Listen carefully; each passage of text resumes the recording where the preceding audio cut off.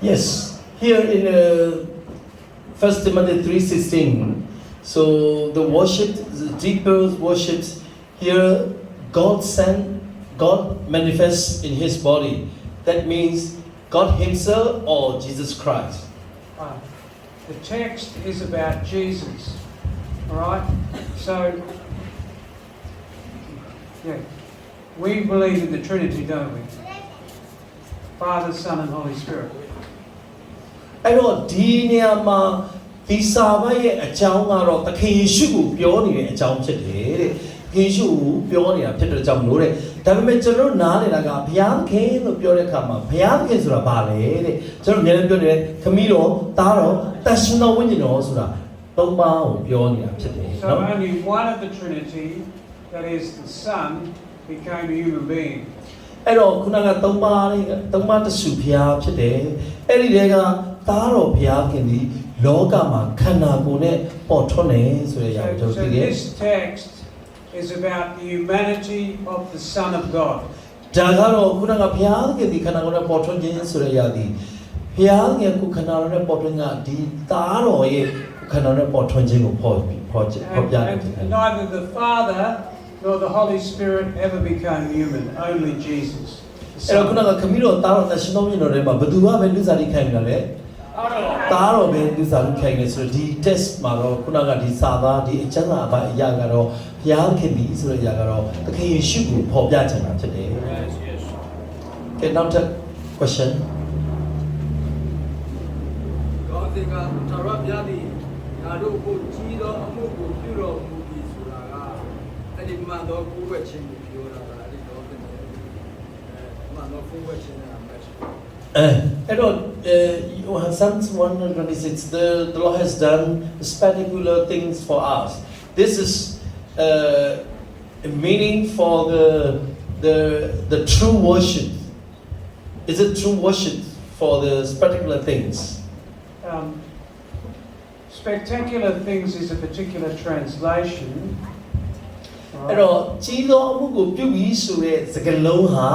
ဒါကလည်းထူးထူးခြားခြားဘာသာပြန်ထားတဲ့အရာတစ်ခုဖြစ်တယ် But what we can say is that anything and everything which points to Jesus is part of the spectacle of God. အဲ့တော့ကျွန်တော်တို့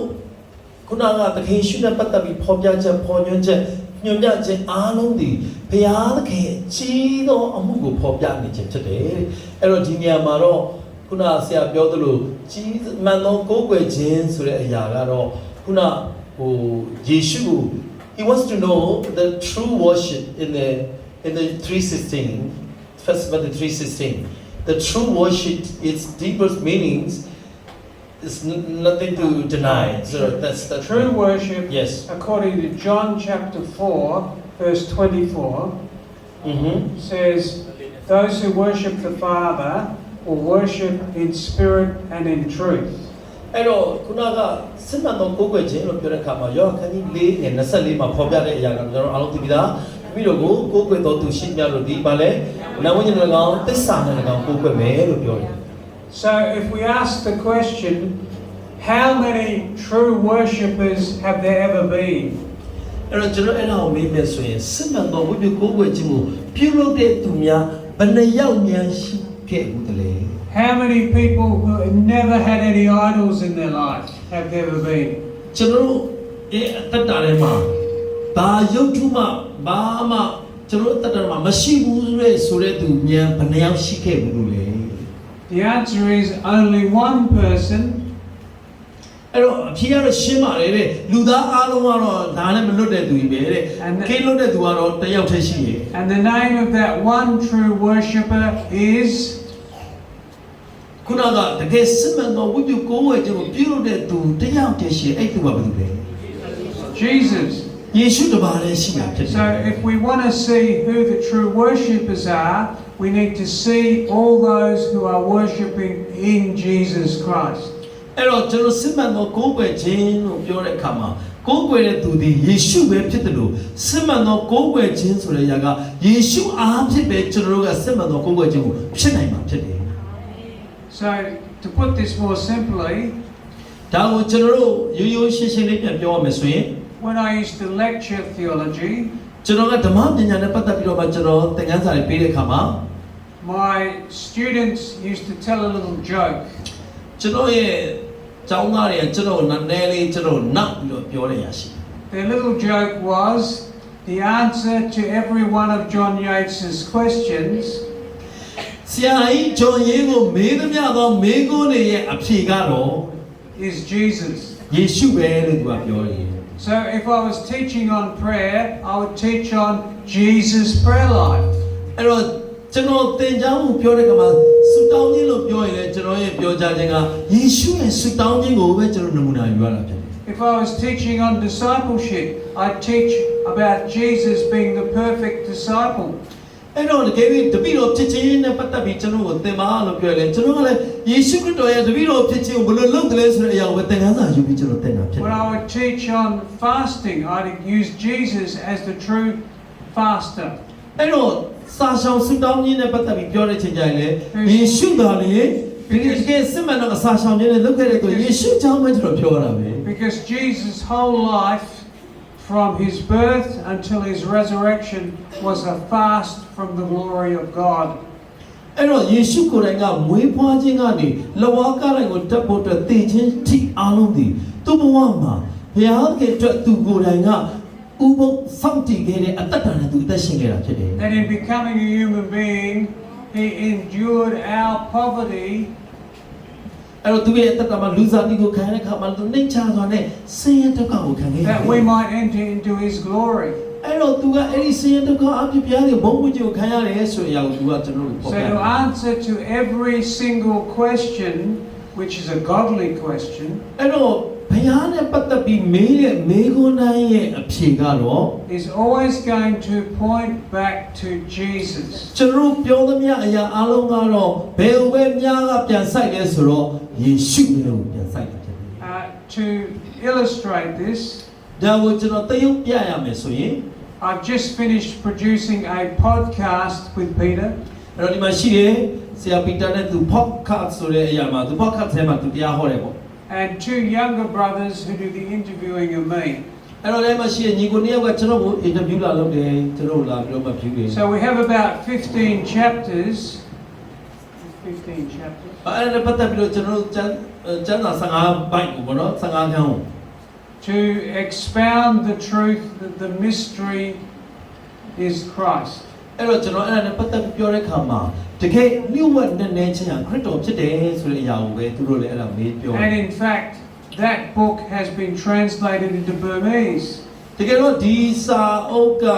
ဗမာလိုကျွန်တော်ဟိုပြန်ထားတယ်ထွက်ဖို့မထွက်ဖြစ်နိုင် And it wasn't easy to find a translator. အဲ့တော့အဲ့ဒါနဲ့ပတ်သက်ပြီးတော့လည်းဘာသာပြန်ကောင်းကိုကျွန်တော်ရှာဖို့ခက်တယ် A friend of mine who lives in Perth, a Karen brother, he gave the go, he gave up. ကျွန်တော်ကမိတ်ဆွေတယောက်ရှိတယ်ကျွန်တော်ဒီ Perth ကနေသူ့ပြန်ခိုင်းတော့လဲသူကအဲ့ဒီຢာတွေကလည်းဟိုနက်နက်ခက်ခဲတော့သူပြန်နေတာမှစင်မပြေဘူးဆိုသူကလည်းတစ်ခါလည်းပြန်ပြီးတော့ကျွန်တော်ပြန်အပ်တယ် Too many big words, he said. အဲ့ဒီမှာရှိတဲ့စကားလုံးတွေတိတ်ပြီးတော့မှအရင်ကြီးကျယ်တာပဲရှာပြန်လာခက်တယ် So Brother Moses led me to a wonderful translator. အဲ့လည်းကျွန်တော်ဒီဆရာတယောက်ကိုတွေ့ပြီးတော့မှညီမြန်မာပြည်ကနေဆရာမိုးဆက်ကနေတော့ So ဦး what ဆောင် is ပြီး that တယ် man's name again? Come on ကိုငယ် Right. And he said after he translated it, this is what he said. သူပြောတဲ့အရာကသူပါပြောလဲဆို He said သူပြောတာက it's the most spiritual book he's ever translated.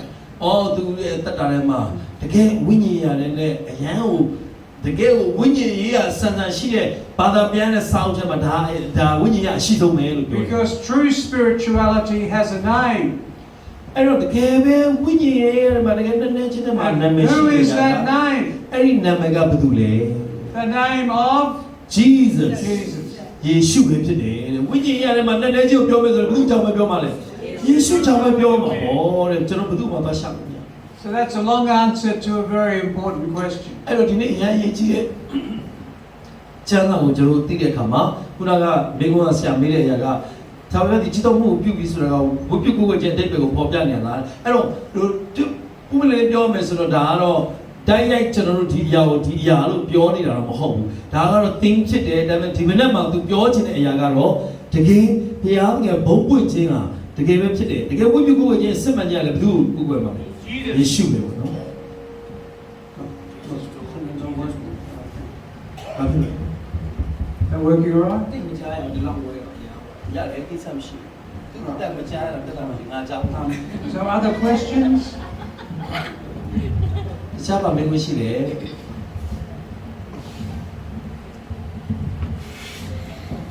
ပြကြပါ မင်းကို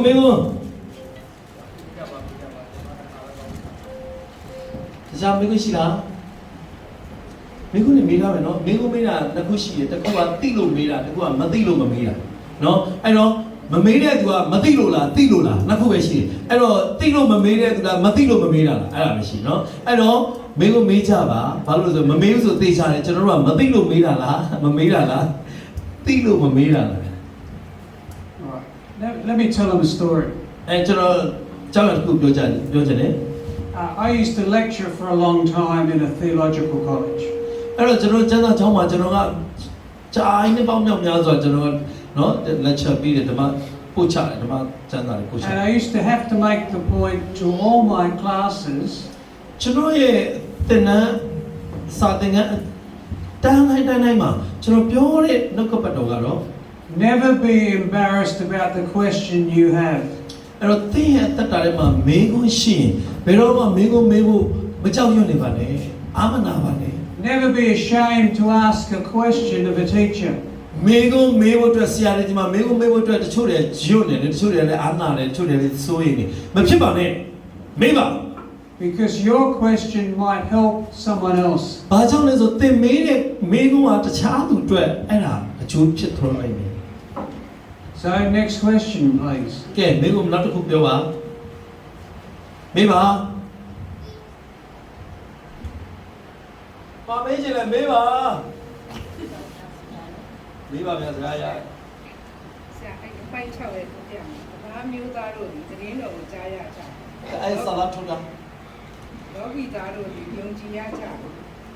ဘုံသေးတော်နဲ့တကွအထက်သို့ဆောင်ယူခြင်းကိုခံတယ် အင်္ဂလိပ်လိုပြန်ပြန်လာအဲ့တော့ here in this 316 there are mention about the preach seeing of the angels preach to the Gentiles believe on in the world receive up in the glory what is the deep meaning for this Which part? in the 316 here we have justify in the spirit seeing of the angels and she wants to know the preach unto the Gentiles and believe on in the world Right. So who's doing the preaching amongst the Gentiles? Who are the Gentiles? အဲ့တော့ခုနကပြောတယ်လေ The nations. ဒီတပါးအမျိုးသားတွေကိုတဲ့အေးဝင်ကြီးတရားဟောတဲ့သူကဘယ်သူလဲဘယ်သူလဲယေရှုပဲဟောခဲ့တာမဟုတ်ဘူးလား Jesus That's who is preached. But who are the Gentiles who hear the message? You are. အော်ကျွန်တော်တို့ပြောချင်တဲ့အရာကဒီတပါးမျိုးသားတွေဟာဘုရားသခင်သတင်းစကားကိုကြားရတယ်လို့ပြောတဲ့ခါမှာတဲ့ကြားရတဲ့သူကဘယ်သူလဲကျွန်တော်တို့ပဲမဟုတ်ဘူးလားတဲ့အခုဒီဘုရားရဲ့တပါးစကားကိုကြားတယ်ကျွန်တော်တို့တွေပဲမဟုတ်လား Right. So originally only the Jews heard the gospel. တကယ်တော့မူလအရင်ကတော့ကျွန်တော်တို့ဘုရားသခင်နှုတ်ကပတ်သတင်းကောင်းစကားကိုဂျူးတွေပဲကြားရတယ်ဣသရေလလူမျိုးတွေပဲကြား Then Jesus, before he was taken up into glory, before he ascended, အဲ့တော့သခင်ရှိခိုးတော်ဘုရားသခင်အကောင်းဆုံးကိုမတက်ကြွခင်မှာ commanded that the people of God should make disciples of all nations. အဲ့တော့သခင်ရှိခိုးကကောင်းဆုံးမတက်ကြွခင်မှာအားလုံးသိတဲ့အတိုင်းပဲဘာပြောလဲသူ့ရဲ့တပည့်တော်တွေကိုသူပြောထားတယ်လူမျိုးတကာ all nations. ဂျူးပဲမဟုတ်ဘူးလူမျိုးတကာကိုသွားပြီးတော့တပည့်တော်ဖြစ်စေပါဆိုတာကိုသူပြောတဲ့အခါမှာ And that is about nations. အဲ့ဒါပတ်သက်ပြီးတော့လူမျိုးတကာလို့သူပြောတယ် So in Matthew 25, we have a parable of the sheep and the goats. အဲ့တော့ကျွန်တော်မသက်တန်ကြီး25မှာလဲကျွန်တော်သုံးတဲ့စိတ်အကြောင်းကိုကျွန်တော်တွေ့ရတယ် Do you know that parable? အဲ့ဒီဥပမာကိုကျွန်တော်သိတယ်မလားအသွင်းနဲ့စိတ်အကြောင်းကိုပြောတဲ့အခါမှာဥပမာလို့ပြန်ထားလိုက်ရတယ်နော်ဟုတ်ပြီ Matthew 25, မဿဲ25ကိုကြည့်ရမယ် 31 to 46. 21 to 46ကျွန်တော်21ကနေ 31. 31 They can read it if they like. yeah okay ဖတ်မယ်လူသားသည်မိမိဘုံတည်တော်ကိုဆောင်တဲ့တန်ရှင်းသောကောင်းကင်များအချမ်းရတဲ့တကွာကြွလာတော်မူသောအခါဘုံရှိသောပလင်ပေါ်မှာထိုင်၍ရှေ့တော်၌လူမျိုးပေါင်းတို့ကိုစုဝေးသည်ဖြစ်တိုးရင်းသည်တိုးရင်းစိတ်တို့ကိုတီးတိုးတို့ကိုလက်ရတော်စိတ်တို့ကိုလက်ဝဲတော်ဘက်၌ထားတော်မူတဲ့ထိုကလက်ရတော်ဘက်၌ရှိသောသူတို့အားမင်းကြီးကငါခမည်းတော်ထံကောင်းကြီးမင်္ဂလာကိုခံတော်သူတို့ကဘာဟုကပင်သင်တို့ဖို့ဖြစ်စဉ်သောနိုင်ငံကိုလာ၍ဝေခံကြတော့အကြောင်းကငါသည်ဝတ်သိသောအခါသင်တို့သည်ကြွေးကြ၏ငါသည်ရင်ငတ်သောအခါသင်တို့သည်တောက်ဖို့ပေးကြ၏ငါသည်ဧည့်သည်ဖြစ်သောအခါသင်တို့သည်ဧည့်သည်ဖြစ်သောဧည့်သည်ဝတ်ကိုပြုကြ၏ငါသည်အဝတ်ကြီးစီးရှိသောအခါသင်တို့သည်အဝတ်နှင့်ဖုံးကြ၏ငါသည်အနာရောဂါဆွဲသောအခါသင်တို့သည်ကြည်ရှုပြုစုကြ၏ငါသည်ထောင်ထဲမှနေသောအခါသင်တို့သည်ငါထံသို့လာကြ၏ဟုမိန့်တော်မူလေဖြောင့်မတ်သောသူတို့ကသခင်ကိုရောသည်ဝတ်တော်မူသည်ကိုအပေခါ၌အကျွန်ုပ်တို့သည်မြင်၍ကိုရောကိုလှုပ်ကြွေးပါသည်။ရင်ငတ်တော်မူသည်ကိုအပေခါ၌အကျွန်ုပ်တို့သည်မြင်၍ကိုရောကိုတောက်ဖို့ပေးပါသည်။ဧည့်သည်ဖြစ်တော်မူသောကိုအပေခါ၌အကျွန်ုပ်တို့သည်မြင်၍ဧည့်သည်ကိုကိုရောအားပြုပါသည်။ဘို့ချီးရှိတော်မူသည်ကိုအပေခါ၌ကျွန်ုပ်တို့သည်မြင်၍ကိုရောကိုအဝိနှင့်ဖုံးပါသည်။အနာဆွဲတော်မူသည်ကို၎င်းထောင်ထဲမှနေတော်မူသည်ကို၎င်းအဘေခါ၌ကျွန်ုပ်သည်မြင်၍အထံတော်သို့ရောက်ပါသည်ဟုပြန်၍လျှောက်ကြတော့မင်းကြီးကငါအမှန်ဆိုသည်ကသင်တို့သည်ဤသူဒီဟုသောငါညီတို့တွင်အငယ်ဆုံးသောသူတစ်ယောက်အားပြုသကြသမျှတို့အားငါအားပြုပြီးဟုမိန့်တော်မူထိုကလဝဲဘက်၌ရှိသောမင်းကြီးတို့အားချင်းချင်းခံသောသူတို့မာနနှင့်သူ၏တမန်တို့ဖို့ပြည့်စုံသောခြာရမီးထဲသို့ငါထံမှခွာသွားကြလောချောင်းမူကားငါသည်မုတ်တိတ်တော်ကသင်တို့သည်ငါကိုမချွေးငါသည်ရေကတော်ကသင်တို့သည်တောက်ဖို့မပေးအဲ့ဒါငါသည်အဲ့ဒီဖြစ်တော်ကသင်တို့သည်အဝတ်ကိုမပြုငါသည်အဝတ်ချီသည်ရှိတော်ကသင်တို့သည်အဝတ်နှင့်မဖုံးမလားငါသည်နာရောဂါဆွဲသောခါ၌၎င်းထောင်ထဲမှနေရသောခါ၌၎င်းသင်တို့သည်မကြည့်ရှုမပြည့်စုံဟုမိန့်တော်မူလေထိုသူတို့ကသခင်ကိုလိုသည်မုတ်တိတ်တော်မူခြင်းရေကတော်မူခြင်းအဲ့ဒီဖြစ်တော်မူခြင်းအဝတ်ချီသည်ရှိတော်မူခြင်းအနာဆွဲတော်မူခြင်းထောင်ထဲမှနေတော်မူခြင်းတို့ကိုကျွန်တို့သည်အဘယ်ခါ၌မြည်၍ကိုရောကိုမပြုမစုမလုပ်ကြွေးပဲနေပါသည်ဟုပြန်လျှောက်ကြတော့မင်းကြီးကငါအမှန်ဆိုသည်ကသင်တို့သည်ဤသူငယ်တို့တွင်အငယ်ဆုံးသောသူတစ်ယောက်များမပြုသည်များတို့ငါ့ကိုမပြုပြီးဟုမိန့်တော်မူ၏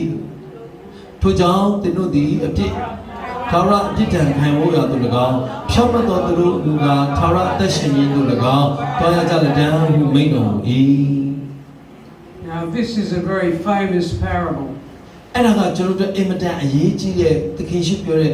ဥပမာပုံဖြစ်တယ်ပုံဥပမာဖြစ်တယ် So there are two types of nations. ဒါကလူမျိုးတကာလို့ပြောတဲ့အခါမှာလူရဲ့နှစ်မျိုးပုံစံကိုတွေ့ရတယ် There are goat nations and sheep nations. ဒါကတိုးကဲ့သို့ရှိတဲ့လူစုနောက်တစ်ခါစိတ်ကဲ့သို့ရှိတဲ့လူ And our prayer should be that Myanmar become a sheep nation. ဒါကြောင့်မို့ကျွန်တော်ရဲ့ဆူတောင်းခြင်းထဲမှာအမြဲတမ်းမြန်မာနိုင်ငံကတိုးကဲ့သို့ဖြစ်တဲ့တိုင်းနိုင်ငံကြီးဖြစ်ဖို့အတွက်အမြဲတမ်းဆူတောင်းဖို့လိုတယ် That the majority of people in Myanmar become followers of. အဲ့တော့ဒီနေ့ကျွန်တော်မြန်မာမှာရှိနေသောသူတွေကတကယ်ပဲဖြောင့်မတ်စွာနဲ့ဒီလိုပဲတိုးကဲ့သို့အသက်ရှင်နေပြီဖြစ်ဖို့ကျွန်တော်ဆူတောင်းရတယ် Followers of Jesus. နော်သခင်ရှိရဲ့နောက်လိုက်တွေဖြစ်ဖို့အတွက်ကျွန်တော်ဆူတောင်းရတယ် So one of the things I try and encourage is if you're an engineer, you want to see engineers follow Jesus. If you're a lawyer, you want to see lawyers follow Jesus. If you're a carpenter, you want carpenters to follow Jesus. If you're a plumber, you want plumbers to follow Jesus. ဒါကြောင့်သင်ရဲ့ engineer တက်ဖြစ်တယ်ဆိုရင်လည်းအဲ့ဒီ engineer အလုပ်ကိုလုပ်ရင်းနဲ့ယေရှုရဲ့နောက်လိုက်ဖြစ်ရအောင်သင်ဟာရှင်းနေဖြစ်တယ်ဆိုရင်လည်းရှင်းနေအလုပ်ကိုလုပ်ရင်းနဲ့ယေရှုရဲ့နောက်လိုက်ဖြစ်ရအောင်သင်ဟာလက်သမားဆိုရင်လည်းလက်သမားလုပ်နေတဲ့ယေရှုရဲ့နောက်လိုက်ဖြစ်ရအောင်သင်ဟာเนาะဒီပိုက်ဆက်သမားဖြစ်တယ်ဆိုရင်လည်းပိုက်ဆက်သမားအလုပ်ကိုလုပ်နေရင်းနဲ့ယေရှုရဲ့ နောက်လိုက်ဖြစ်ဖို့အရေးကြီးတယ် And if you're a school teacher, you want your students to follow Jesus. အဲ့တော့သင်ဟာကျောင်းဆရာတယောက်ဖြစ်မယ်ဆိုရင်သင်ရဲ့တပည့်တွေကျောင်းသားတွေက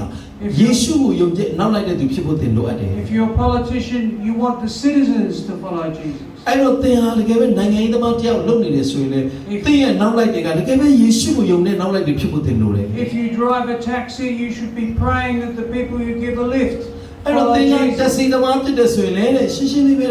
သင်ရဲ့ကားပေါ်မှာတက်လာသမျှလူတွေအတွက်သင်ဆုတောင်းပြီးတော့လိုရာပို့တဲ့သူဖြစ်ဖို့အရေးကြီးတယ် Whatever you do, you should be praying that men and women, young people, old people, whoever, follow Jesus. အဲ့တော့သင်ဟာဘယ်နေရာမှာပဲလှုပ်တဲ့နေရာတိုင်းမှာယောက်ျားမိန်းမလူငယ်လူကြီးမရွေးအဲ့လူတိုင်းကိုတကယ်ပဲယေရှုရဲ့နောက်လိုက်တွေဖြစ်ဖို့သင်ဟာဆုတောင်းပြီးတော့မှသင်အလုပ်ကိုသင်လုပ်ဖို့ပဲလိုတယ် Any questions about that? ဒါနဲ့ပတ်သက်ပြီးတော့ပါမေးခွင့်ရှိတယ် And one thing that's really important ဒီနေရာမှာအရေးကြီးဆုံးသောအချက်တစ်ချက်ကတော့ is that the Christians in Myanmar forgive everybody. အရေးကြီးဆုံးကမြန်မာပြည်မှာရှိတဲ့ခရိယန်တွေအချင်းချင်းတယောက်နဲ့တယောက်ခွင့်လွှတ်မှုရှိရလား Especially the Burmese Buddhists. နော်ကျွန်တော်ဗုဒ္ဓဘာသာဗမာလူမျိုးတွေကိုကျွန်တော်ခွင့်လွှတ်ကြရလား You want this question? Yes. Sorry?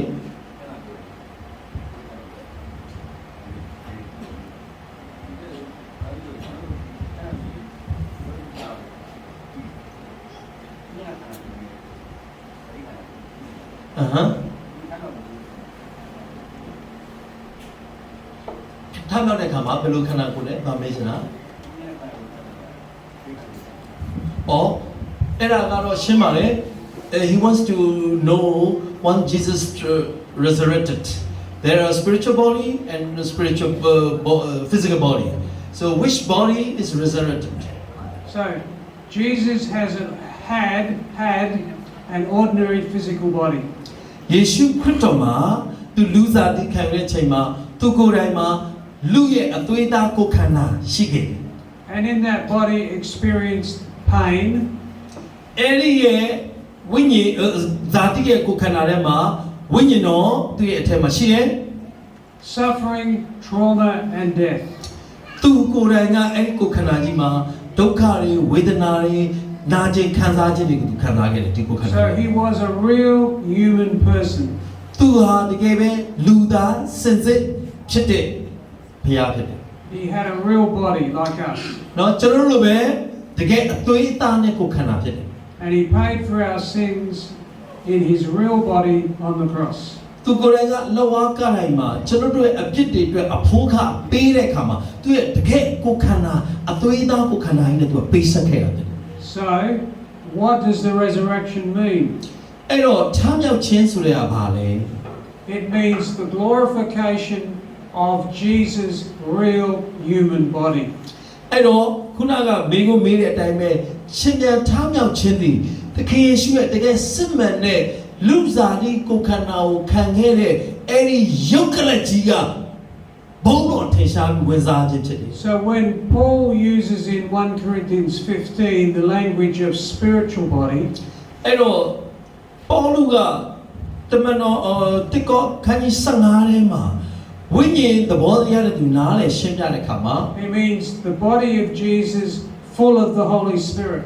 အဲ့တော့သူကဘာပြောလဲဆိုတော့ယေရှုခရစ်ရဲ့ကိုယ်ခန္ဓာသည်တဲ့တန်ရှင်သောဝိညာဉ်တော်နဲ့ပြည့်ဝတဲ့ကိုယ်ခန္ဓာလို့သူကဖော်ပြ So when Jesus appeared after his resurrection, တခင်ယေရှုခရစ်တော်ဘုရားရှင်ပြန်ထမြောက်ပြီးတော့သူကပြန်ပြီးတော့မှထင်ရှားပြတဲ့အခါမှာ he still had wounds in his hands and in his side. အဲ့ဩဇာကောင်းတာကသောမတ်ကိုပြတဲ့အခါမှာသူ့ရဲ့လက်မှာဘာရှိလဲဒဏ်ရာတစ်ချက်တွေရှိတယ်သူ့ရဲ့နာမှာဒဏ်ရာတွေရှိတယ် These were very important to point to the fact that this was the same Jesus whom they had seen crucified. အဲ့တော့အဲ့ဒါကဘာကိုအဓိကပေါ်ပြချင်တာလဲဆိုတော့အဲ့ဒီကိုရောင်ကိုဝါလာပြီးထင်ပြတဲ့ဝိညာဉ်နဲ့နိုးထလာတဲ့ယေရှုခရစ်တော်ဘုရားခင်ဒီတကယ်ပဲ body နဲ့ကိုယ်ခန္ဓာနဲ့သူတည်ခဲ့တဲ့ယေရှုခရစ်တော်အစစ်ဖြစ်တယ်ဆိုတဲ့အရာကိုသူ့ရဲ့လက်နဲ့သူ့ရဲ့ကိုယ်ခန္ဓာပေါ်ပြတယ် They call these wounds Jesus' glorified scars. အဲ့ဒါကိုဘာပြောလဲဆိုတော့ယေရှုရဲ့ဘုန်းထင်ရှားသောဒဏ်ရာဒဏ်ချက် So when we go into the book of Revelation, John has a vision of Jesus as the Lamb. အဲ့တော့ကျွန်တော်တို့ဗျာဒိတ်ချမ်းကိုကြည့်တဲ့အခါမှာဗျာဒိတ်ချမ်းကိုရောက်တဲ့အခါမှာဒီယောဟန်ကြီးကသူတွေ့ရတဲ့ဘုရားသခင်ရဲ့ဗျာဒိတ်ကိုသူတွေ့ရတဲ့အခါမှာသခင်ယေရှုကိုသူကဘယ်လိုပြောလဲဆိုတော့သိုးတငယ်လို့သူဖော်ပြတယ် A lamb standing as slain. အဲ့တော့ထိုသိုးတငယ်ဟာတတ်ဖို့ရအတွက်ယာထားတယ်ဆိုတဲ့သိုးတငယ်ဖြစ်တယ် Which is the language of resurrection and crucifixion. အဲ့ဒါဘာလို့ဆိုလိုတာလဲဆိုတော့သူဖော်ပြခြင်းနဲ့တတ်ဖို့ရထားသောသိုးလို့ပြောတဲ့ຢာသည်ယေရှုခရစ်တော်သည်ကျွန်တော်တို့ရဲ့ကိုယ်စားအသေးခံတယ်ပြီးတော့မှဘုံဝင်စားတယ်ရှင်ပြန်ထမြောက်တယ်ဆိုတဲ့အရာကိုဖော်ပြတဲ့အခါမှာအသက်ခံတဲ့သိုးတငယ်လို့သူပြောတယ် So Jesus has a spiritual body which is a natural body glorified. အဲ့တော့ယေရှုခရစ်တော်ဘုရားကဒီဝိညာဉ်ကိုယ်ခန္ဓာခုနကဇာတိရဲ့ကိုယ်ခန္ဓာအဲ့ဒါကအကုန်လုံးဘာလို့တော်လဲဘုံတော်ဝင်စားပြီးဘုံထင်ရှားပါတယ် Carrying in his eternal body the signs of his suffering for our salvation.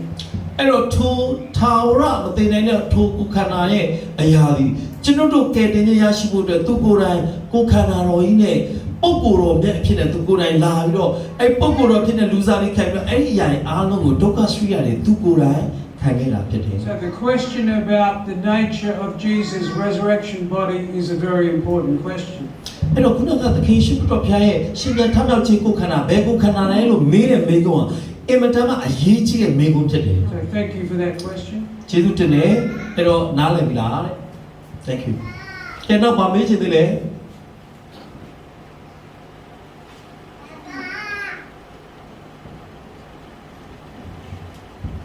Any other မေးချင် questions? သိရှိလား What about this guy here in the light shirt and the glasses? You must have a ဆရာအောင် question. စေမေးရှိရတယ်ပြော တောင်းတဲ့အခါမှာဓမ္မတော်ဘုရားတော်ကိုပြောတဲ့ဘုရားရှင်ရဲ့စာပြီးပြီးနာမလိုက်ပြီးနောက်ပိုင်းစုတောင်းချက်တွေကအဲ့လိုမစဘူးဘုရားရှင်ရဲ့ရှုစာဒီရှုနာမလိုက်စုတောင်းရတယ်စုတောင်းရတယ်အဲ့ဒါကမှန်လားဝိုင်းစုတောင်းတယ် He wants to know in the teaching of the Bible when we ask to pray we start with our Heavenly Father you know then we ask in the end we put in the name of Jesus so but nowadays the people are not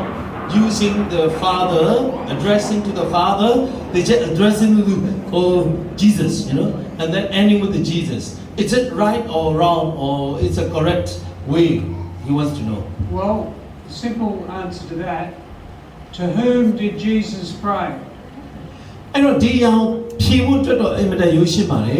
တကယ်ယေရှုခရစ်တော်ဘုရားဆုတောင်းတဲ့အခါမှာတဲ့ဘယ်သူ့ကိုသူဆုတောင်းမလဲ And to whom did Jesus teach us to pray? အဲ့တော့တခင်ယေရှုကတဲ့ဘယ်သူတွေအတွက်တုံသင်ဖို့အတွက်သူဆုတောင်းမလဲ So Jesus gave the Holy Spirit that through the power of the Holy Spirit we might pray through Jesus' name to our Father. အဲ့တော့ကျွန်တော်ရှင်းတယ်တခင်ယေရှုကအရှင်တော်ဝိညာဉ်တော်အားဖြင့်ဆုတောင်းတဲ့အခါမှာခမည်းတော်စီမှာသူဆုတောင်းတယ်လို့ကျွန်တော်တို့တွေကလည်းဆုတောင်းတဲ့အခါမှာယေရှုရဲ့နာမ၌ခမည်းတော်စီမှာကျွန်တော်တောင်းတယ် So a deeper question is this. အဲ့ဒါနဲ့ပတ်သက်ပြီးတော့မှတကယ်နဲ့နေတဲ့မိကုံကတော့ဒါဘာလဲဆိုရင် Why do many people find it easier to pray to Jesus than to the Father? အဲ့တော့တဲ့လူတော်တော်များများကဘာကြောင့်မို့လို့လွယ်လွယ်ကူကူနဲ့ပဲယေရှုကိုပဲခေါ်ပြီးတော့မှယေရှုကိုပဲဆုတောင်းတာလဲဆိုတာသိလားတဲ့ What do you think? ဘာကြောင့်လဲလို့ထင်လဲတဲ့ That's a real question. I have an answer, but what do you think? ဘယ်လိုထင်လဲတဲ့ဘာကြောင့်လို့ယေရှုကိုခုနဆရာပြောသလိုပဲလေခမီးတော်ဖျားအောင်တောက်ခေါင်းနဲ့မတက်တော့ဘူးလေနော်ယေရှုပဲတက်လိုက်တဲ့အခါအလွယ်တကူနဲ့အဲ့လိုပြောတာဘာဖြစ်လို့လဲဘာဖြစ်လို့ထင်လဲတဲ့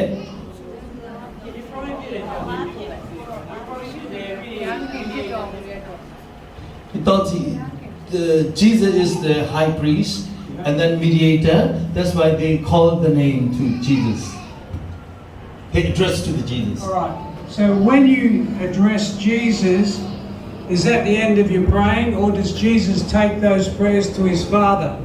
အဲ့တော့မင်းကတဲ့အကယ်၍ကိုကခုနကယေရှုကိုယင်ခေါ်ပြီးတော့မှဆူတောင်းနေဆိုရင်တဲ့ကိုယ့်ရဲ့ဆူတောင်းခြင်းတွေရတဲ့ယေရှုစီမှာဆူတောင်းတာလားဒါမှမဟုတ်ကိုယ့်ရဲ့ဆူတောင်းချက်တွေကိုယေရှုကခမည်းတော်စီယူသွားဖို့ဆူတောင်းတာလားတဲ့ He always takes the prayers to his Father. နော်အဲ့ဒါအရေးကြီးတယ်ပေါ့နော်အဲ့ဒါအရေးကြီး Other answers? အဲ့တော့အဖြေကတော့သဘောပေါက်ပြီလားရှင်းသွားပြီလားဆိုတော့တော့တချို့တွေကတော့ဆူတောင်းတဲ့ခါမှာခမည်းတော်ကိုတန်းပြီးတော့မဆူတောင်းနဲ့ယေရှုဖျားလို့ပြောလိုက်တဲ့ခါဆိုရင်အဲ့ဒါဆိုရင်ကိုယ့်ရဲ့ mindset ကဘာလို့လဲဆိုတော့ခုနကကိုဆူတောင်းတဲ့အရာဒီကိုဆူတောင်းချက်ကိုယေရှုကနေခမည်းတော်ဖျားကိုယူသွားဖို့အတွက်လို့ကိုကနော်အဲ့လိုယုံကြည်ချက်နဲ့တောင်းတယ်ပေါ့ Have we another answer or not? အဖြေရပြီလားတဲ့အမေဖြေရပြီလားတဲ့မရသေးဘူးလေ not yet clear Not yet. Well, I'll tell you why. Personal story. ကျွန်တော်လည်းပတ်သက်တဲ့နော်ကိုယ်ပိုင်တက်တဲ့ခါကျတော့ကျွန်တော်ပြောမယ် And it is in my ministry of Christ. အဲ့ဒါကကျွန်တော်ရဲ့ဟိုနော်ယေရှုထဲမှာနော်တက်တဲ့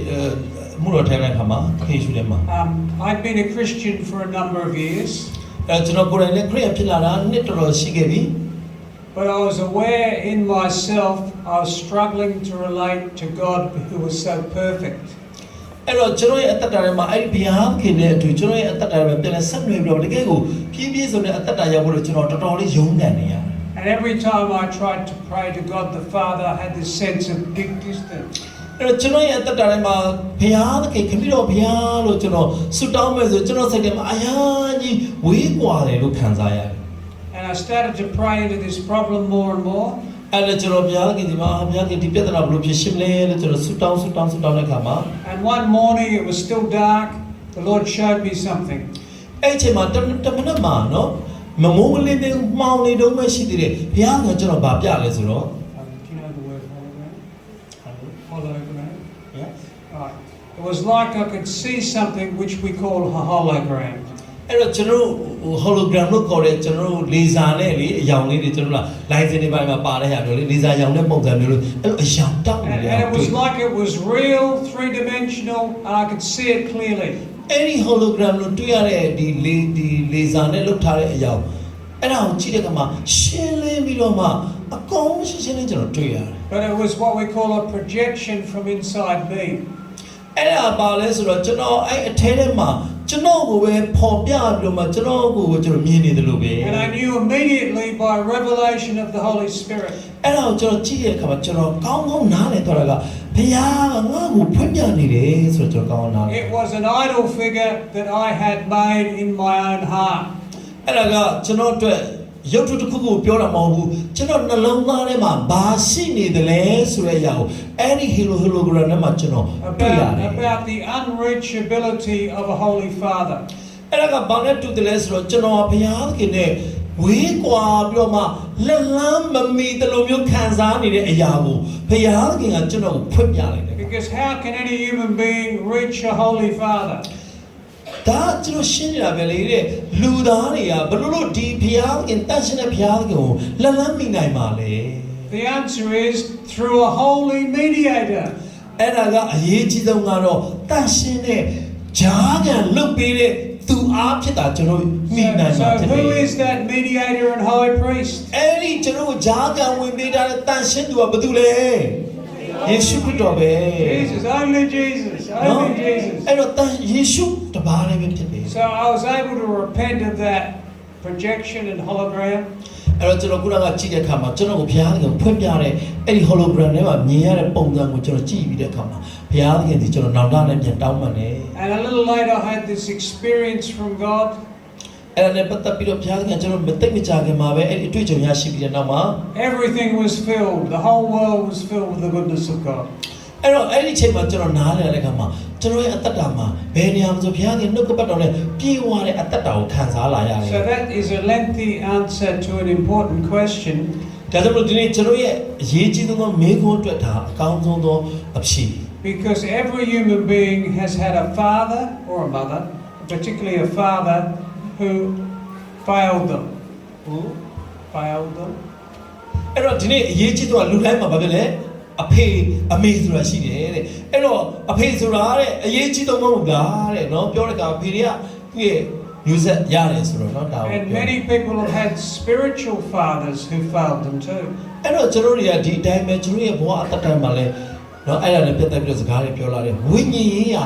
နော်ဖခင်ဆိုတဲ့အသုံးလုံးကိုသုံးလာတယ် But Jesus always knew his heavenly Father as the Holy Father and the righteous Father, the Abba Father, the all trustworthy Father. အဲ့တော့ယေရှုခရစ်တော်ဘုရားကကိုယ်ကောင်းကောင်းသိတယ်ကောင်းကင်ဘုံရဲ့အဖဖြစ်တယ်ဖြောင့်မတ်တဲ့ဘုရားဖြစ်တယ်အဲ့ဒီဘုရားကတန်ရှင်းတဲ့ဘုရားဖြစ်တယ်အဲ့ဘုရားကသူ့အတွက်အယုံသေးအလေးမြတ်စိတ်ချရဆုံးဘုရားဖြစ်တယ်ဆိုတော့သူကောင်းကောင်းသိတယ် So what blocks access to the Father is father wounds. အဲ့တော့အဲ့ဒီအရာနဲ့ပတ်သက်ပြီးတော့ကျွန်တော်တို့နားလည်ဖို့အတွက်ကျွန်တော်တို့နော်အဟံတာဖြစ်စေတဲ့အရာတွေကဘာတွေလဲဆိုရင်ဖခင်ရဲ့ဒဏ်ရာဒဏ်ချက်တွေပဲ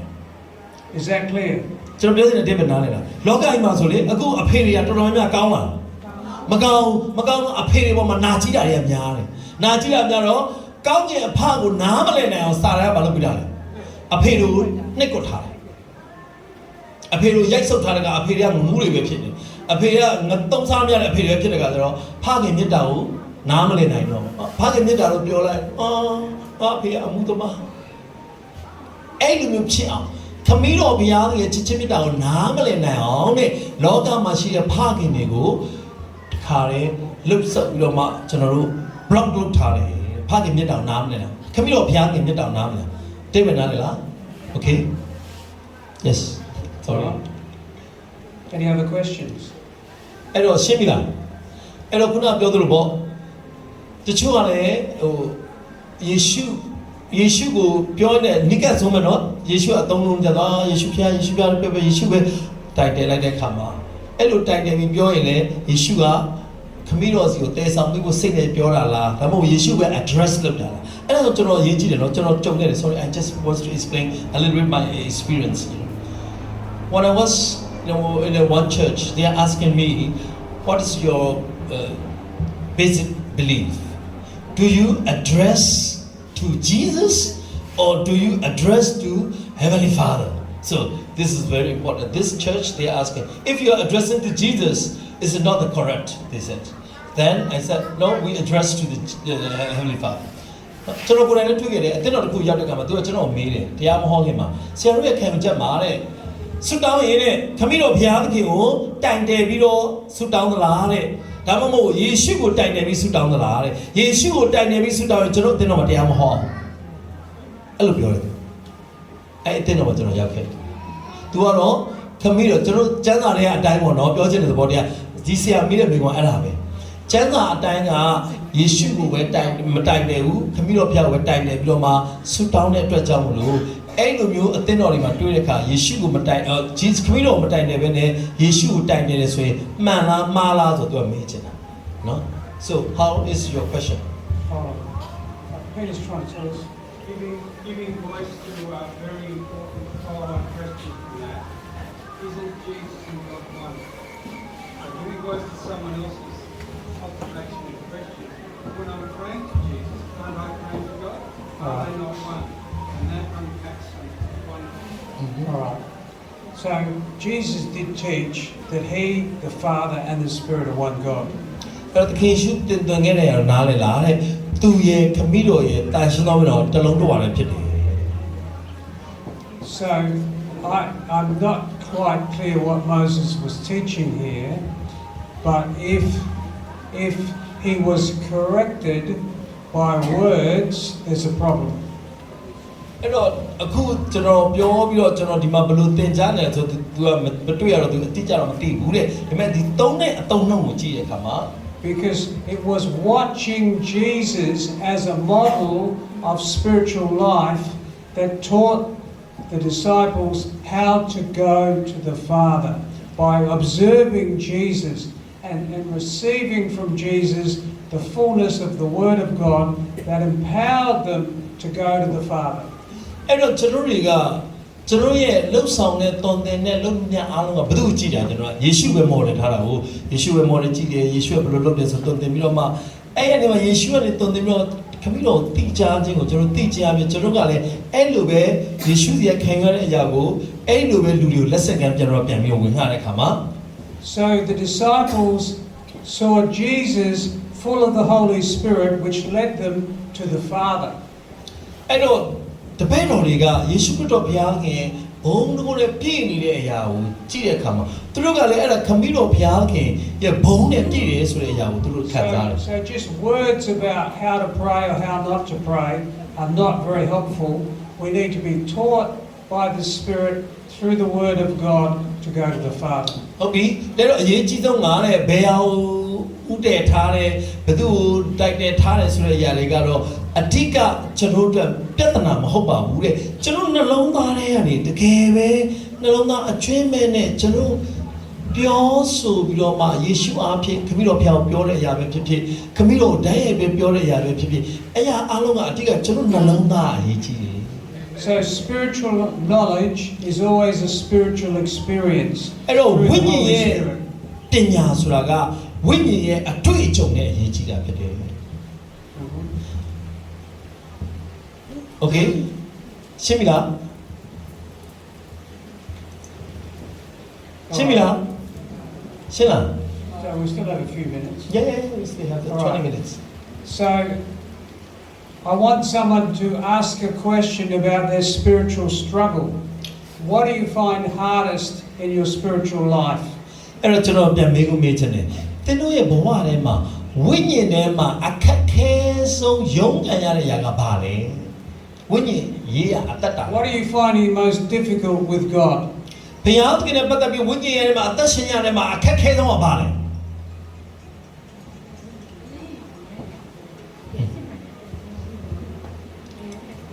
ဟော Yes Hold on. Wait, please. ဟောသူရင်မေးတယ်ခရသူ Then you. Okay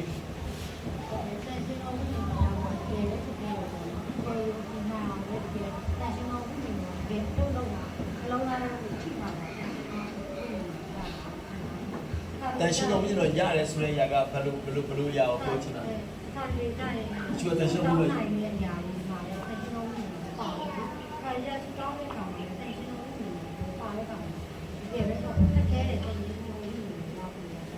that she just wants to know. She's feeling, to get the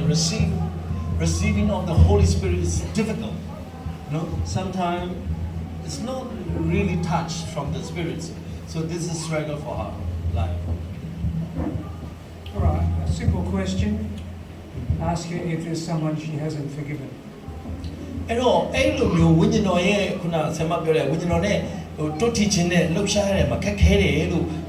ပြောတယ်နော်အဲ့လိုရင်ဆိုင်ရတယ်မှာခက်ခဲတယ်လို့ပြောဆိုအဲ့တော့ဆရာမေးတယ်ရိုးရှင်းတဲ့မေးခွန်းပဲမေးမယ်တဲ့အဲ့လိုမျိုးဝိညာဉ်တော်ထဲမှာလှုပ်ရှားရုန်းကန်လာကမှကိုယ့်ရဲ့အတ္တမှာရခက်ခဲပြီးတော့မှတခါတခါမှလည်းခုနဆူတောင်းလို့မရတဲ့ဘာလို့ဖြစ်တယ်ဆိုရင်တဲ့မေးခွန်းကရိုးရှင်းနေတဲ့သင်တဲ့ချီနှောင်ထားတဲ့သူရှိလားခွင့်မလွတ်တဲ့သူရှိလားတခါကမှကျွန်တော်တို့ကခွင့်မလွတ်ပဲနဲ့ချီနှောင်ထားတဲ့သူရှိရင်တဲ့ဝိညာဉ်တော်ကလွတ်လွတ်နဲ့အလုံးမလုံးနိုင်ရှိလားတဲ့မိကွန်းကအဲ့လိုမျိုးရှိသလားတဲ့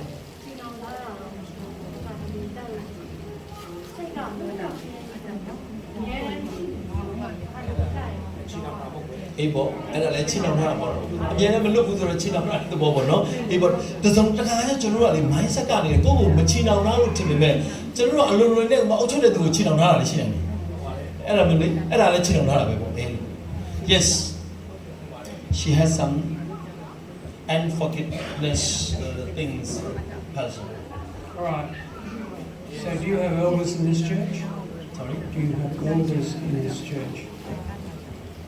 Elders. yes All right. You know, about unforgiveness, James chapter 5, verse 16 to 21. အဲ့တော့ယာကုပ်ခန်းကြီး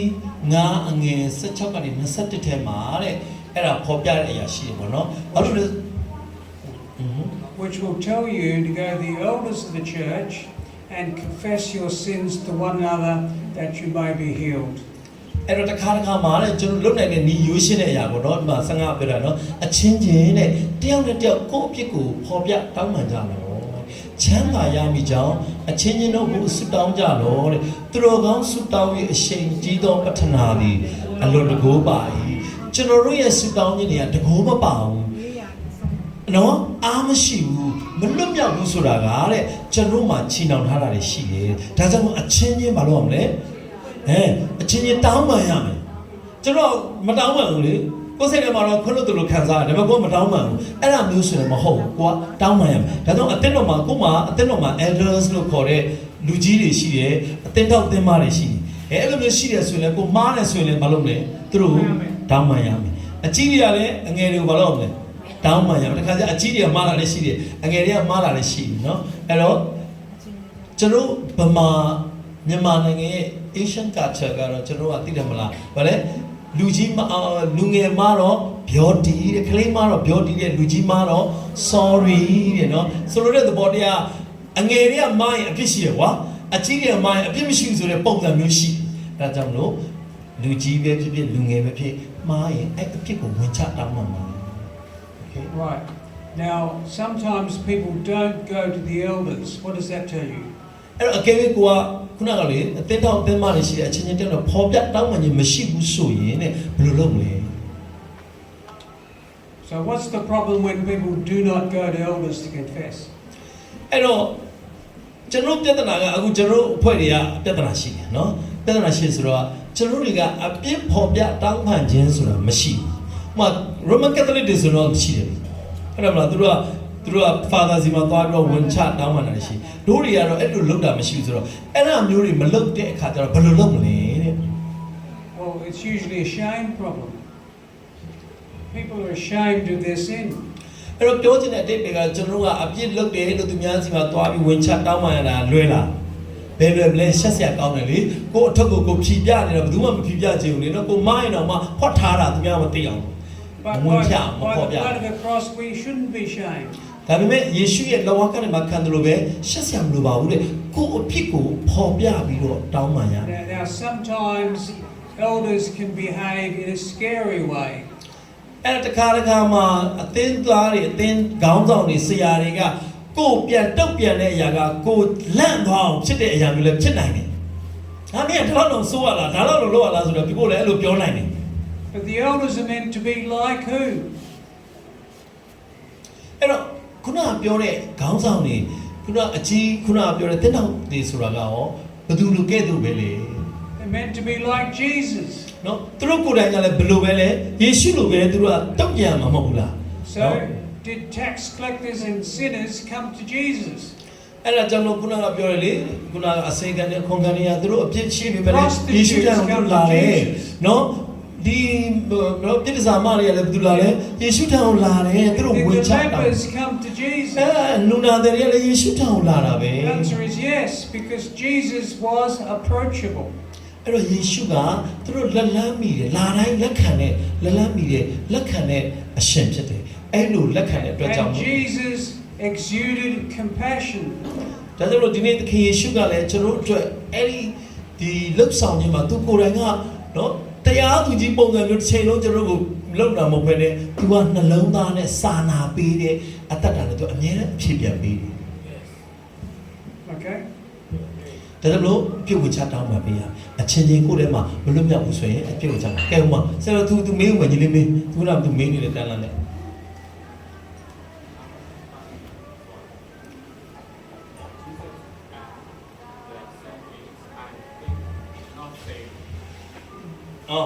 Jesus and the Son. The Father and the Son. Yes, Jesus, the Father and Son is, I think, not same, and the two is the generation is the same, but the two is authority is not same. I think, example, there is my father. We are the generation is the same, but authority is not same because we pray to Jesus Father by the Jesus Yeshua.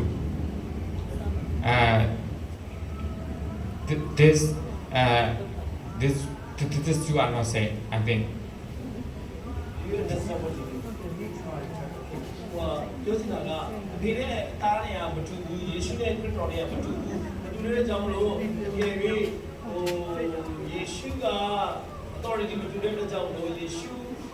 ပြောတယ်ဆူတောင်းတယ်ဆိုရင်ပြီးတော့ဆူတောင်းတယ်မတူဘူးလို့ဆိုကြတာ။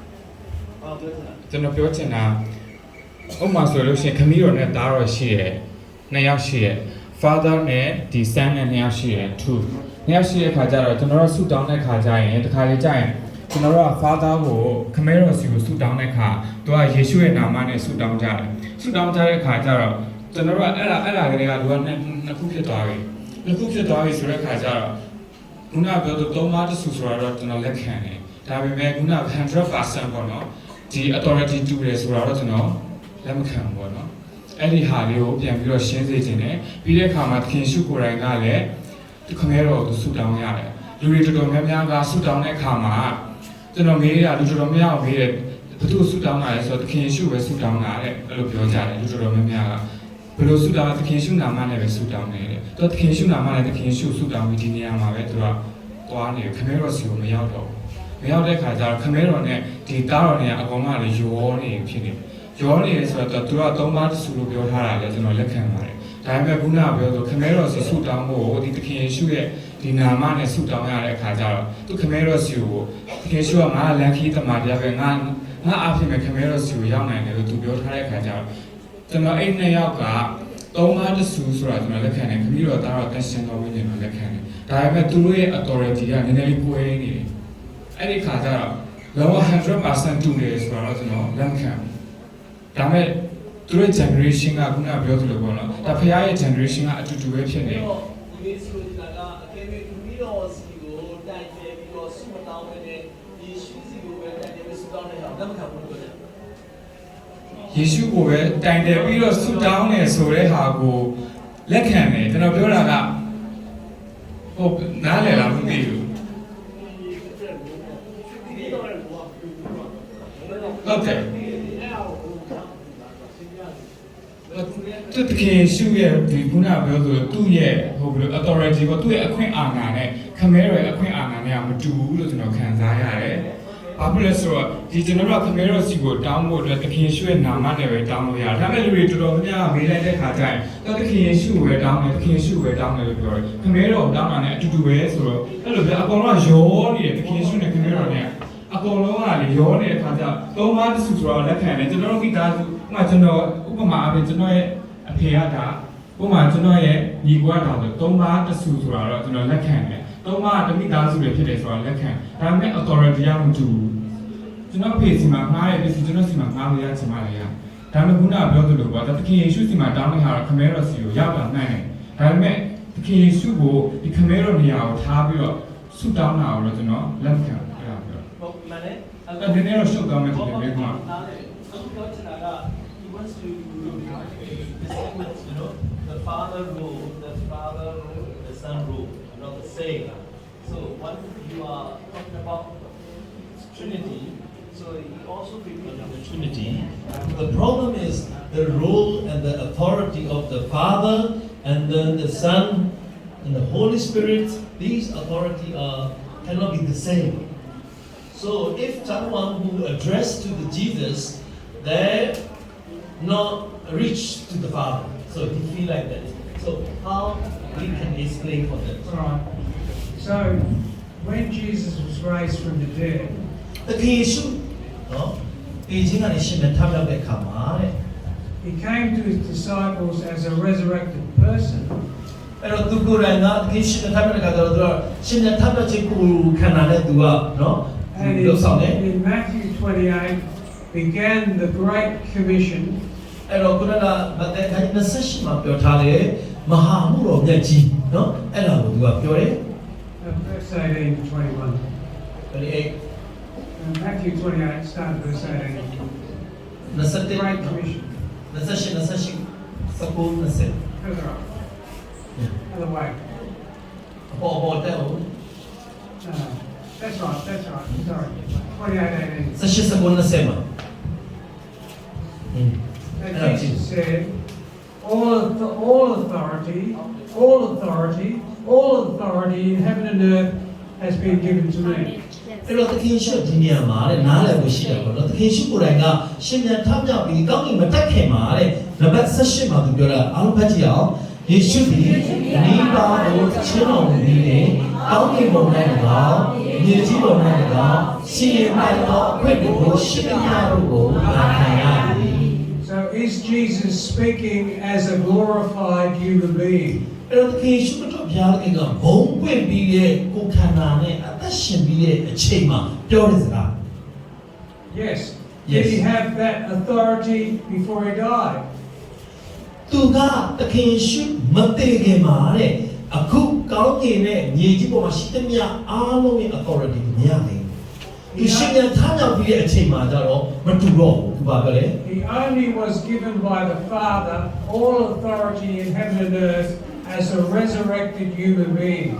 အဲ့တော့သူ့ကိုခမည်းတော်ဘုရားခင်ကရှင်ပြန်ထမြောက်တဲ့နော်ဘုန်းတော်ထင်ရှားတဲ့အသက်တာနဲ့ရှိသွားတဲ့အခါမှာသူ့ကိုပေးတဲ့ authority က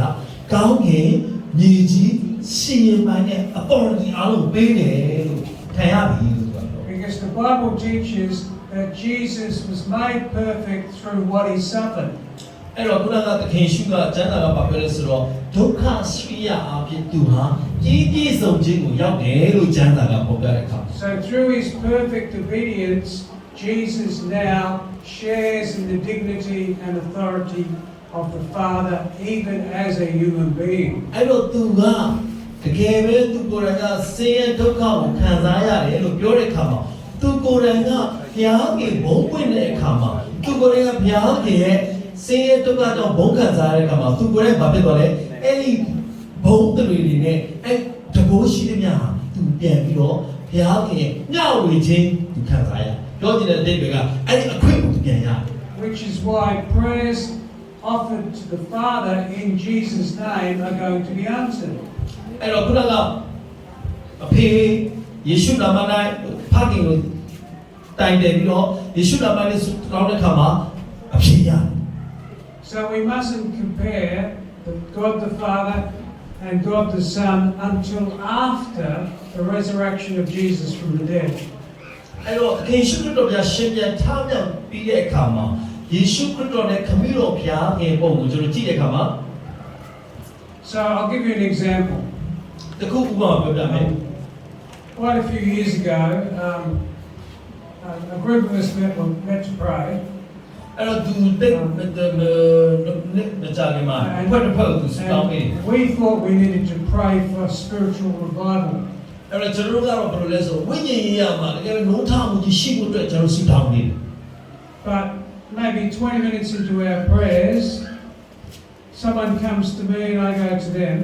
အဲ့တော့အဲ့လိုမိနစ်စလုံးစတောင်းတဲ့ကတော့တေဝါဒုတိယပါလာတယ်ဒုတိယလာတယ် And he has a word from the Lord and I have a word from the Lord. အဲ့တော့သူကလည်းဘုရားခင်သူ့စကားပြောတာရှိတယ်တဲ့အဲ့တော့သူလည်းတော့တော်တယ်သူကလည်းဘုရားပြောတဲ့စကားရှိတယ်ဆိုပြောတဲ့အခါမှာ So he asked me a question and he said, သူကမေးလို့မေးစရာရှိတယ်ဆိုတော့သူပြောတဲ့အခါမှာ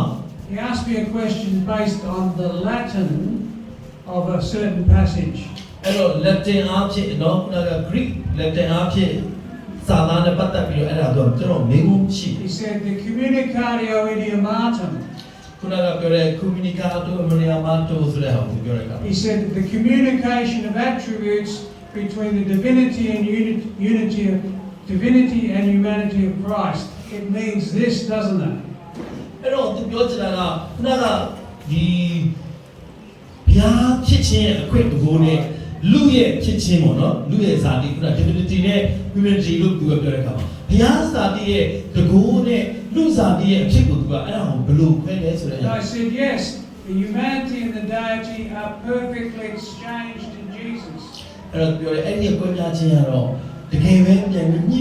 ညခြင်းကတော့ယေရှုမှာပဲရှိတယ်ယေရှုကတရားလူဖြစ်တယ်တရားဘုရားဖြစ်တယ်ဆိုတော့အဲ့ဒီခုနကဘုရားဖြစ်ခြင်းရဲ့တကိုးနဲ့လူသားဖြစ်ခြင်းရဲ့ညှိနှိုင်းလို့ရတဲ့အရာကတော့ယေရှုတယောက်ပဲရှိတယ် So he seemed satisfied with that, but then I said, အဲ့တော့ကျွန်တော်သူ့အဲ့လိုပြောတဲ့အခါမှာသူကတော်တော်ကျေနပ်သွားတယ်ဘာလို့တခါမှဒီတကိုးနှစ်ခုရဲ့မတူညီခြင်းပေါ့နော် I I said, I have a question for you, ဒါနဲ့ကျွန်တော်သူကဒါနဲ့တော့မေးခွန်းရှိတယ် which is from an old creed called the Athanasian Creed. အဲ့တော့ကျွန်တော်တို့ဒီဟိုယုံကြည်ချက်ခံယူချက်ရဲ့အဟောင်းတွေကနေအဲ့ဒီຢာနဲ့ပတ်သက်ပြီးတော့ကျွန်တော်သူ့ကိုမေး And what I had in my mind was God became man, အဲ့တော့အဲ့ဒီနေရာမှာဘုရားကလူစားတိခံတယ်လူဖြစ်လာခဲ့တယ်ဒီသားဖြစ်လာတယ် not by the conversion of Godhood into flesh, အဲ့တော့ဘုရားကလူစားတိကိုခံယူပြီးတော့ but by the taking of humanity into God. အဲ့တော့သူကနေလူစားတိကနေတကလူစားတိကနေတကရှင်မြန်ထားမြောက်တဲ့ကမှာအဲ့ဒီလူစားတိကနေဘုရားပြည်သူကိုရှင်မြန်ထား So မြောက် the တဲ့ကမှာ ascension of humanity into God involved the Word becoming flesh, အဲ့တော့ဒီလူစားတိကနေရှင်မြန်ထားမြောက်သွားတဲ့အဲ့ဒီကောင်းကင်ကိုရှင်မြန်ထားမြောက်ခြင်းဟာ living a perfect တမန်ကျမ်းစာထဲမှာပြောထား life, တဲ့အတိုင်းပဲနှုတ်ကပတ်တော်ဒီလူစားတိကိုဖြစ်ကိုခံယူရဲဆိုတဲ့အရာ dying on a cross in perfect obedience to his Father, အဲ့တော့သူကလောကထဲမှာအသေးခံပြီးတော့ခမီးတော်ဘုရားရဲ့စကားကိုအလုံးစုံသူနာခံပြီးတော့ being raised from the dead, ဒေချင်းကနေရှင်မြန်ထားမြောက်တယ် and then ascending into heaven. ဒါသူကကောင်းကိုပြန်တက်သွားတယ် So when we think of Jesus, we're thinking of someone glorified and one with the Father in love. အဲ့တော့ကျွန်တော်ယေရှုကိုမြင်ရတဲ့ပုံကြီးနော်ဘုရားခင်နဲ့အတူသူဒီတကယ်ပဲမြစ်တာနိုင်ဘုရားခင်နဲ့သူဘိုးတော်ထဲမှာအတူရှိနေတယ်ဆိုတဲ့အရာကိုကျွန်တော်နားလဲရအောင် So to put this in a slightly different way, အဲ့တော့ကျွန်တော်နောက်တစ်ခြားနည်းနဲ့ဒီလိုလေးပြောချင်တယ် I keep telling the church where I am back in Australia, ကျွန်တော်ဩစတြေးလျမှာရှိတဲ့အသင်းတော်မှာလည်းအများနဲ့အဲ့ဒီကောင်ကိုသူထပ်ပြီးပြောနေရတာ our view of Jesus is far too small. sorry Our view of Jesus is far too small. ကျွန်တော်မြင်နေတဲ့ကျွန်တော်ထင်နေတဲ့ယေရှုရဲ့ပုံမှာတဲ့ကျွန်တော်မြင်တဲ့ကြည့်တဲ့လူတွေရဲ့ယေရှုကိုကြည့်တဲ့ view ကအရင်သေးလုံးတယ် And the Lord spent many years teaching me, your view of Jesus is too small. Your view of Jesus is too မင်း small. ယေရှု Your ကိုမြင် view တဲ့ of အမြင် Jesus သေး is လုံး too နဲ့ပါ small. တဲ့မင်းယေရှုမြင်တဲ့အမြင်သေးလုံးနဲ့ပါသေးလုံးနဲ့လို့ကျွန်တော်မြင်တဲ့ဘုရားစကားပြောတယ် Because Jesus' humanity was taken into God. ဘာလို့လဲဆိုတော့တခင်ယေရှုရဲ့လူစားတဲ့အဖြစ်ကဘုရားရှင်စီကိုနော်တည်ဆောင်ချီဆောင်သွားပြီးတဲ့အခါ So that we, that is the church, in Him, might go into God also. အဲ့တော့ကျွန်တော်အသင်းတော်ဒီအသင်းတော်ကျွန်တော်အားလုံးပါလေထိုယေရှုကဲ့သို့ပဲဒီသူ့ရဲ့ဇာတိဒီကနေတခါလဲရှင်မြန်ထပ်မြောက်ပြီးတော့သွားတယ်လို့ပဲဒီအသင်းတော်ကျွန်တော်အားလုံးပါလေဘုရားနဲ့အဲ့တိုင်းပဲကျွန်တော်ကိုဖြစ်စီမယ်လို့ပြောထားတာ So the language of 2 Peter chapter 1 verse 4 အဲ့တော့ဒီနှစ်ပေခန်းကြီးနှစ်ငယ်လေးထဲမှာ2 2 Peter chapter 1 verse 4. ဟုတ်နှစ်ပေခန်းကြီးတဲ့ငယ်နှစ်ကနေလေးထဲမှာနှစ်ပေခန်းကြီးတဲ့ငယ်နှစ်ကနေလေးမှာနော် right first Peter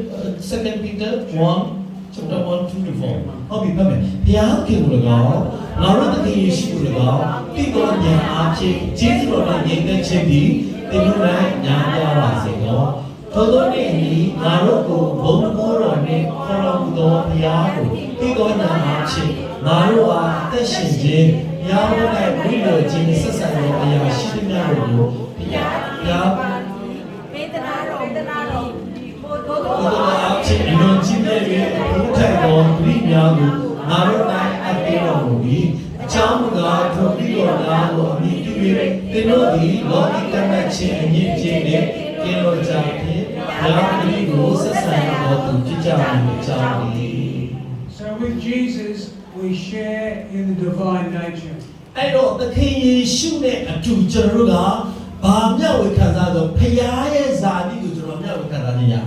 So through the Son of God, in the power of the Holy Spirit, we are one with the Father in love. အဲ့တော့ခမီးတော်တားတော်ရဲ့လှုပ်ဆောင်ခြင်းအဖြစ်တရှင်တော်ဝိညာဉ်တော်အဖြစ်ကျွန်တော်ကခမီးတော်နဲ့အတူဘုရားရဲ့ချစ်ချင်းမြတ်တာထဲမှာကျွန်တော်ကတလုံးတော့ပါတယ်ဖြစ် Yes All right. I think it's time for us to stop now, sunshine. Yeah အဲ့ဒါနားလည်ပြီလားခုနညီလေးပြောတဲ့အရာကိုတော့သဘောပေါက်တယ်လူအနေနဲ့ကြည့်တော့တဲ့ခုနအဖေနဲ့သားနဲ့ authority မတူဘူးလို့ပြောတယ်ဒါပေမဲ့ရှင်ပြန်ထမြောက်ပြီးဘုံပွင့်ပြီးတဲ့သခင်ယေရှုမှာသူပြောလဲ ကောင်းငင်နဲ့မြေကြီးရဲ့ရှိတဲ့ authority အားလုံးကသူခံရပြီလို့ပြောတဲ့အခါခမည်းတော်ရဲ့ဘုံကိုချစ်ချင်းမြတ်တာနဲ့သူ့ကို share လုပ်ပြလိုက်ဒါတော့ကျွန်တော်တွေ့ကြုံနေဆိုတော့ဥပမာဘာလဲတူလဲဆိုတော့ဘယင်နဲ့ crown prince နဲ့နော် အရှိ ခမည်းတော်ကသူ့သားကိုပြန်ပြီးတော့အကောင်းဆုံးပြင်ဆင်ပေးတဲ့အခါမှာနေရာပေးပြီးသွားပြီဆိုရင်ခမည်းတော်ကတော့ရှိနေတာပဲဒါပေမဲ့သူအာဏာမရှိတော့လည်းမဟုတ်ဘူးသူ့ရဲ့ဘုံကို share ပေးတယ်ဆိုတဲ့အခါမှာအဲ့ဒါကိုကျွန်တော်နားလည်ကြည့်ကြည့်ဒါကြောင့်ခုနပြောသလိုတစ်ခါကျွန်တော်တို့တွေကလည်းသခင်ယေရှုကိုအရန်သေးငယ်တဲ့အရာနဲ့လည်းကြည့်လို့မရဘူးဘုရားရဲ့ဇာတိနဲ့လူရဲ့ဇာတိနဲ့ခုပေါင်းပြီးတော့ရှင်ပြန်ချမြောက်တဲ့အခါမှာသခင်ယေရှုဒီလောကမှာလူဇာတိခံတဲ့လူရဲ့ပုံဟုတ်တော့သူကဘုံပွင့်သွားတဲ့ဘုရားဖြစ်သွားတယ်အဲ့ဒီအချိန်မှာတော့ရှိသမျှတကူအာဏာအားလုံးသူရပြီအဲ့တော့ခုနမင်းကိုပြန်ဖြေမယ်ပေါ့သူမင်းကိုပြန်ဖြေမယ်ဆိုရင်ခုန so when you have the final summary for the question of his question who when you pray address to the Father Green guy. this one This one. yeah so because they are not clear no you are not yet clear answer I'm not clear. yeah you are not giving a clear answer to them so they are not yet clear but you mean I understand what you mean ဆိုတော့ခုနပြောလို့ပေါ့ယေရှုကိုပြီးတော့ဘုရားခင်ကိုတိုင်တယ်ပြီးတော့မှကျွန်တော်ယေရှုနာမနဲ့ဆုတောင်းတယ်ဒါတော့ကျွန်တော်ကျမ်းစာသင်ရှုဖွင့်ပြထားတယ်ဆိုတော့ကျွန်တော်အဲ့ဒါတိုင် when we address to the Jesus in the name of Jesus is it correct or not Hold on. So, are there prayers to Jesus in the New Testament? The answer is yes. Alright? Under what circumstances are those prayers usually uttered? အဲ့တော့သူကဘာပြောလဲဆိုတော့ဆုတောင်းခြင်းတွေကတဲ့ဓမ္မသစ်ထဲမှာတဲ့ယေရှု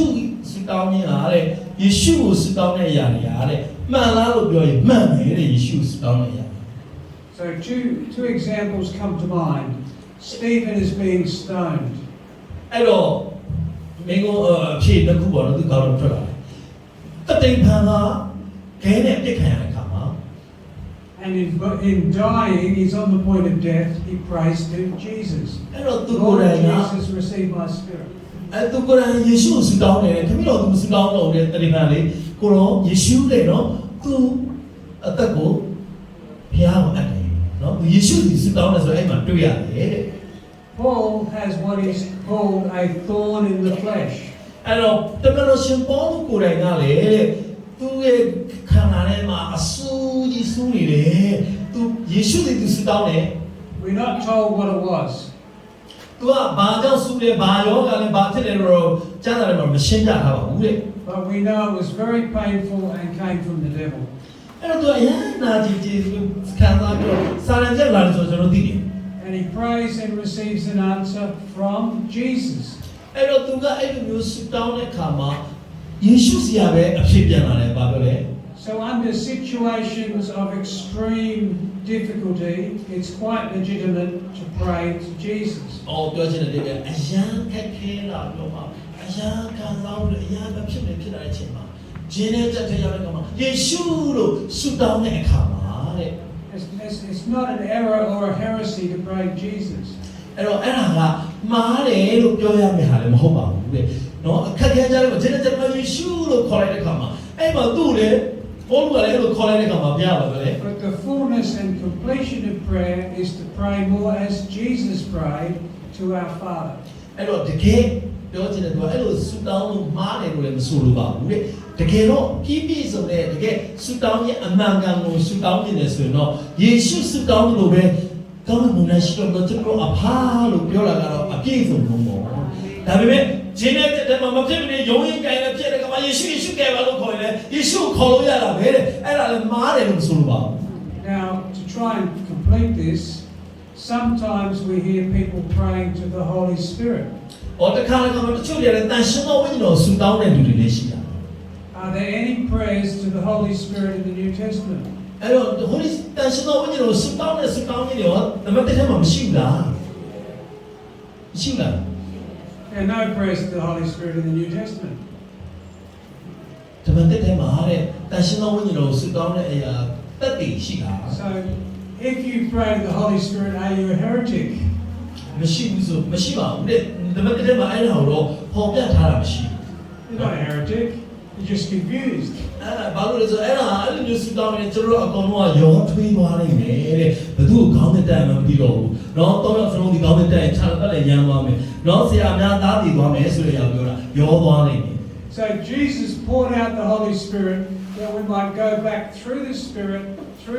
through Jesus to the Father. အဲ့တော့ယေရှုခရစ်တော်ဘုရားခင်ဟာတန်ရှင်းသောဝိညာဉ်တော်ကျွန်တော်တို့အတွက်စေလွှတ်ပေးတယ်နော်စင်လာဘုရားစေလွှတ်ပေးတယ်ယေရှုအားဖြင့်တန်ရှင်းသောဝိညာဉ်တော်ရဲ့တခါပြန်တန်ရှင်းသောဝိညာဉ်တော်ဘုသူပြန်ညွှန်ပေးတယ်ယေရှုကိုပြန်ပြီးညွှန်ပေးတော့မှခမည်းတော်ဆိုပြန်ရအောင်ပို့ပေးအားလုံးကတော့ခမည်းတော်စီပို့ပေး So remember, we're justified and vindicated through faith in Christ. ဒါကြောင့်လို့ခုနကတိခဏတုံးနဲ့16ကိုပြန်ပြထားလိုက်အဲ့မှာဘာတွေ့ရလဲဆိုတော့ဘုရားခင်ဟာတဲ့သူ့ရဲ့ဘုန်းတရီတော်နဲ့ဟောက်မှန်တော်မူခြင်းအကြောင်းဟာတဲ့ဝိညာဉ်တော်အားဖြင့်ဘုရားခင်ဟာထင်ရှားတယ်ဘုရားခင်ဖြောင့်မတ်ခြင်းဟောက်မှန်ခြင်းဝိညာဉ်တော်အားဖြင့်ထင်ရှားတယ်ဘယ်သူ့ဘုရားထင်ရှားလဲ So whether we pray to Jesus, the Spirit or the Father, your prayers will be accepted. အဲ့တော့ကျွန်တော်ကယေရှုကိုဆုတောင်းပြီးတော့မှခေါ်ပြီးတော့မှဆုတောင်းတဲ့ခါဆိုရင်ခမည်းတော်နဲ့ဝိညာဉ်တော်ကလည်းထင်ရှားပါပဲ But we're told by Jesus to worship the Father in spirit and in truth. ဒါကြောင့်လို့ယေရှုကကျွန်တော်ကိုတုံ့ပြန်လာတဲ့အတိုင်းပဲခမည်းတော်ကိုကိုးကွယ်တဲ့အခါမှာနာဝိညာဉ်တော်ကောင်ဟဲ့လေသစ္စာတရားတော်ကောင်ကိုးကွယ်မယ်ဆိုတဲ့တုံ့ပြန်ချက်အတိုင်းကျွန်တော်တို့ကတော့ဘုရားခင်ကို Which is the fullness of the truth that Jesus has taught us through the Holy Spirit. ဒါကြောင့်လို့ဒီပြည့်စုံသောနော်လွတ်ဆောင်တဲ့တုံ့ပြန်ချက်ကတော့တန်ရှင်းသောဝိညာဉ်တော်အပြင်ကျွန်တော်ကိုယေရှုကတုံ့ပြန်မိတာဖြစ်တာပဲ Which means the Spirit will teach us to go through Jesus to our Father in heaven. အဲ့တော့တန်ရှင်းသောဝိညာဉ်တော်ကျွန်တော်ဘယ်လိုသင်ထားလဲယေရှုအားဖြင့်ခမည်းတော်စီကိုရောက်ဖို့ဖြစ်တယ်ယေရှုစီကနေခမည်းတော်စီသွားဖို့အတွက်တုံ့ပြန်ပေးတာပဲဖြစ်တယ် So we don't try and understand that logically or mentally. We live it out by the Spirit in our spirits. အဲ့တော့ကျွန်တော်ကတခါတည်းကျကျွန်တော်ရဲ့အတွေးခေါ်တဲ့စဉ်းစားတဲ့အခါမှာကျွန်တော်ကဝိညာဉ်ထဲမှာအသက်ရှင်တယ်မှာကျွန်တော်ရဲ့အသက်ရှင်တဲ့ဝိညာဉ်နဲ့အတူကျွန်တော်အသက်ရှင် Is that right? Finished, I think. Yes အဲ့တော့ရှင်းတဲ့သဘောတရားကတော့ရှင်းပါပြီเนาะခုနပြောတဲ့အရာကတော့အဲ့လို address လုပ်ရင်လည်းမှားတယ်လို့ပြောလို့မရဘူးသဘောတရားဘာလို့လဲဆိုခုနပြောတဲ့အတိုင်းပဲလေတရားဖြစ်ရှိတော့ okay ပြော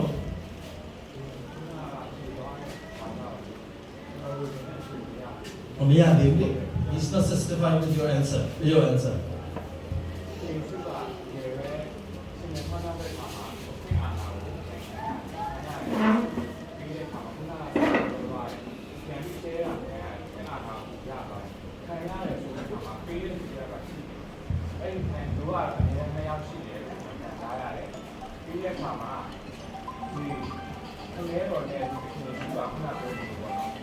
ရောတက်ရဲ့အသက်တာမှာရှိတယ်ရောတက်ကပေါ်စီခါကပါတဲ့ခါမှာပေါ်စီခါကသူ့ငါသူ့တရားအပြင်authority ကိုပေါ်မှုထားတယ်ဒီခုမှပြန်ပြန်မရှိဘူးရောတက်ဒီရှိကိုရောတက်နဲ့တော့ပြန်နိုင်ရှိတယ်ရောတက်မှာအပြင်အားရတယ်ဒါပေမဲ့ပေါ်စီခါနဲ့ရောတက်ရဲ့ authority ကလည်းဖြစ်နေတယ်ရောတက်ကဘိုးရော authority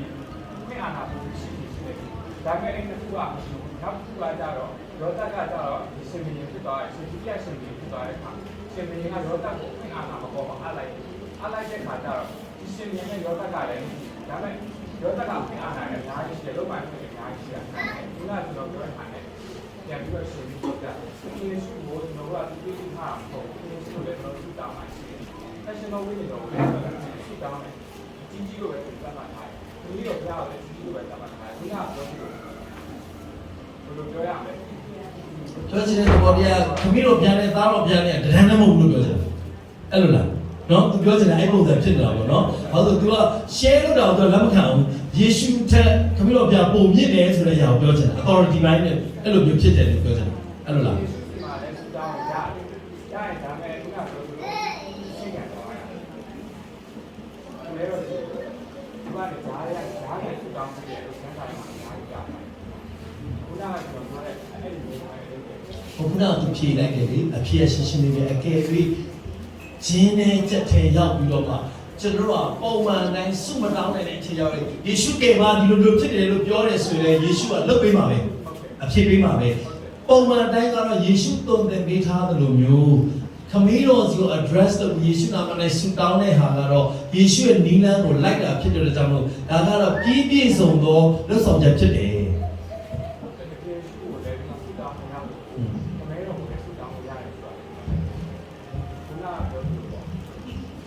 အဆုံးအတော့ပြမယ်လေ